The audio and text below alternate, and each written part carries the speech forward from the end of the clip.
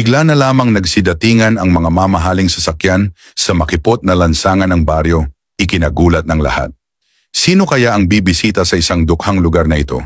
Maya-maya, bumaba ang isang milyonaryo, hawak ang malaking payong at tila may hinahanap. Huminto siya sa harap ng isang barong-barong kung saan abala ang isang matandang lalaki. Tinawag niya ito. May nakatira bang dalagang nagngangalang Eva dito? Nagulat ang matanda at sumagot, matagal nang naibenta ang bahay na ito. Nanginig ang mukha ng milyonaryo. Kailangan ko siyang makita agad. Nasaan siya?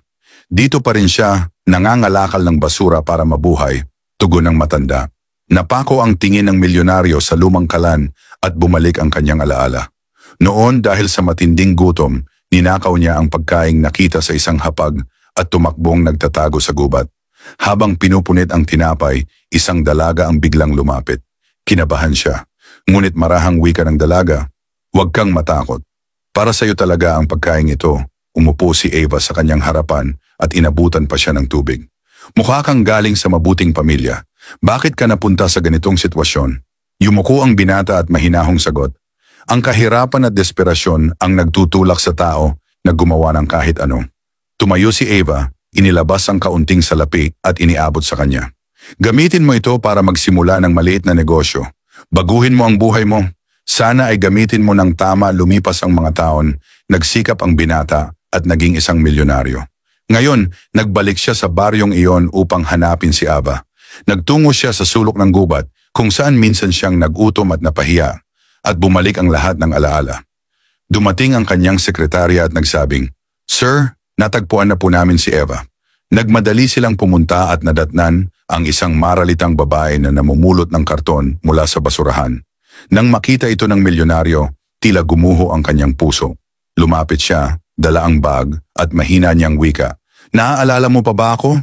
Ngumiti si Eva at tumugon. Oo, naaalala kita. Pinagmasdan siya ng milyonaryo at sabing, Nagbalik ako upang magpasalamat. Ikaw ang humawak sa aking kamay noong ako'y wasak.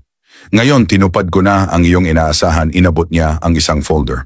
Ito ang mga papeles ng 50% ng aking kumpanya. Mula ngayon, ikaw ay magiging katuwang ko at ibinigay rin ang isang bag. Maliit na regalo lamang ito. Ang tunay na pagkikita natin ay sa kumpanya. Pagkasabi nito, umalis siya. Nang buksan ni Eva ang bag na nanginginig ang mga kamay, tumambad ang milyon-milyong halaga sa loob.